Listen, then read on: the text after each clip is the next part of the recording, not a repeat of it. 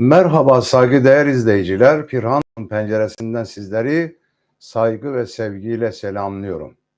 Yepyeni bir canlı YouTube programıyla karşınızdayım.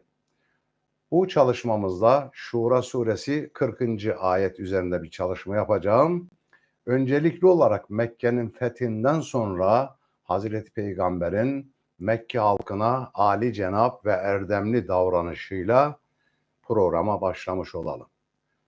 Evet, Hazreti Peygamber zulme maruz kalmış ve yerinden yurdundan Medine'ye göç etmek zorunda kalmış.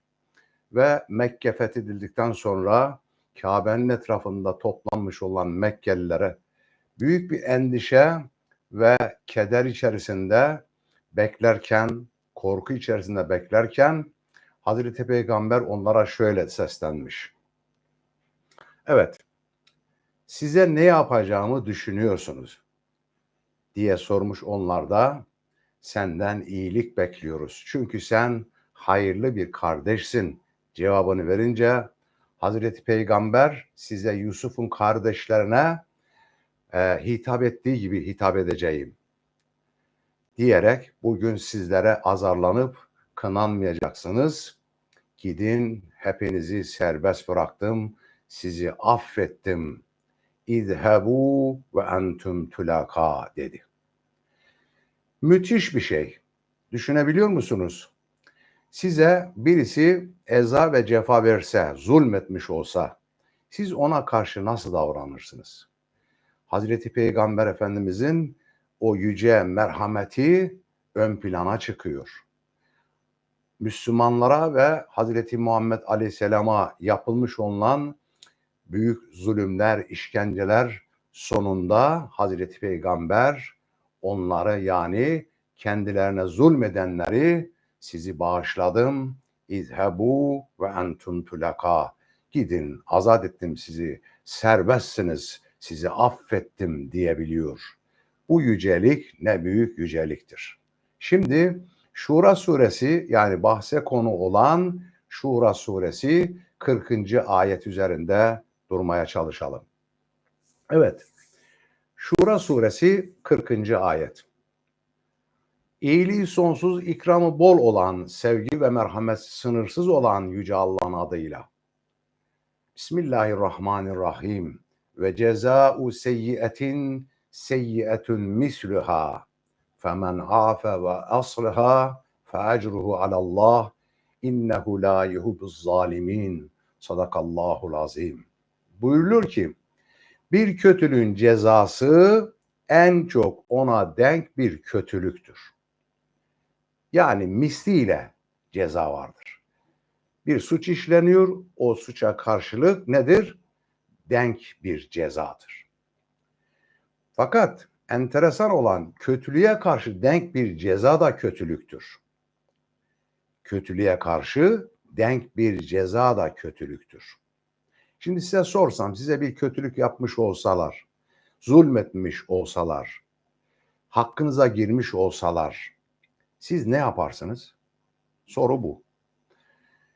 Herhalde ne yaparız? Biz de misliyle karşı tarafın canını acıtmayı düşünürüz. Yani intikam almayı düşünürüz.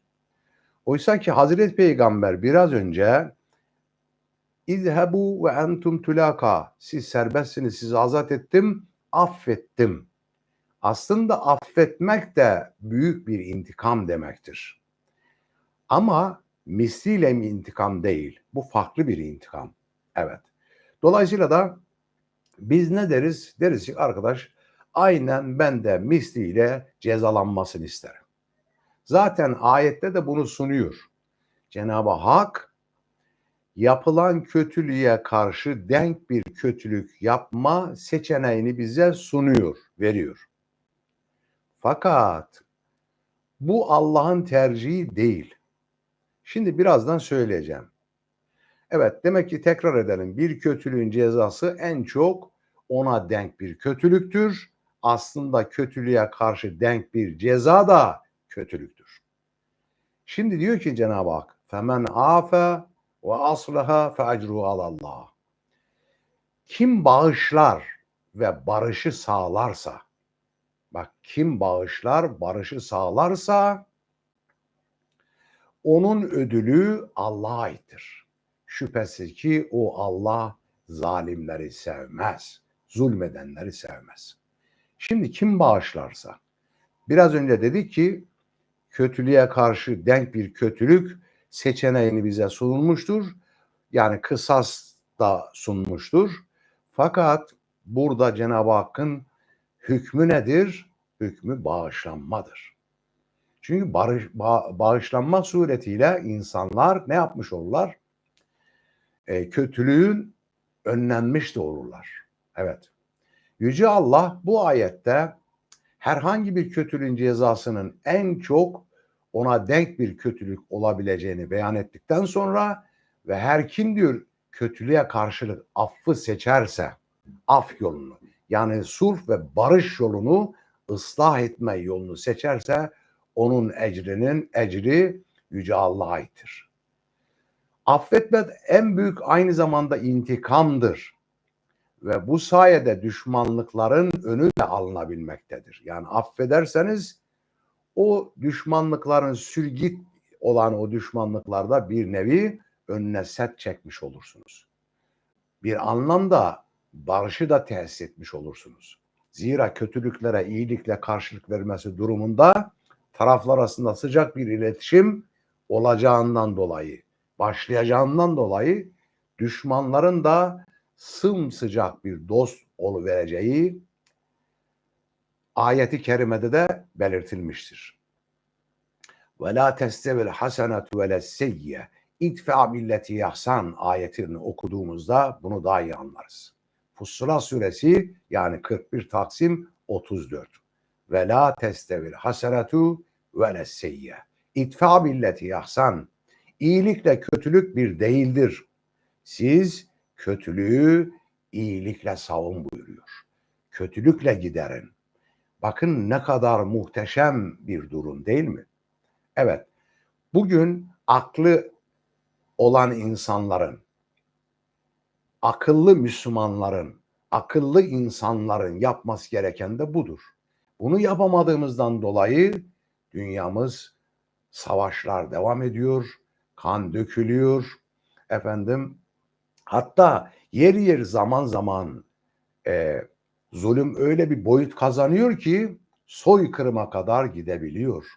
Bugün mesela işte Filistin'de Gazze'liler, Gazze'de yapılan bu soykırım, işte Uygur Türklerine Çin'de yapılan zulümler, Etiyopya'da Eritrea diye buna benzer kötülük yapana da kötülük yapma seçeneği olmasına rağmen kötülüğe de iyilikle karşılık verilirse ve cezau seyyetin mislüha femen afe, eğer ki siz diyor kötülüğe karşı denk bir kötülük de kötülüktür. Dolayısıyla da af yolunu seçerseniz bu sizin için en büyük barış demektir. Zaten İslam dininin bir adı da o değil mi? Evet, İslam dininin bir adı da barış demektir. Barış dinidir. Evet, barış tarafını tutmalıyız ama tabii ki zulme karşı koymalıyız. Zulmü önleyici hareketlerde, faaliyetlerde bulunmalıyız. Caydırıcı güce sahip olmalıyız. Ama aynı zamanda da olabildiğince yeryüzüne barışı hakim kılmalıyız. Beni dinlediğiniz için teşekkür ederim. Hoşça kalın değerli kardeşlerim.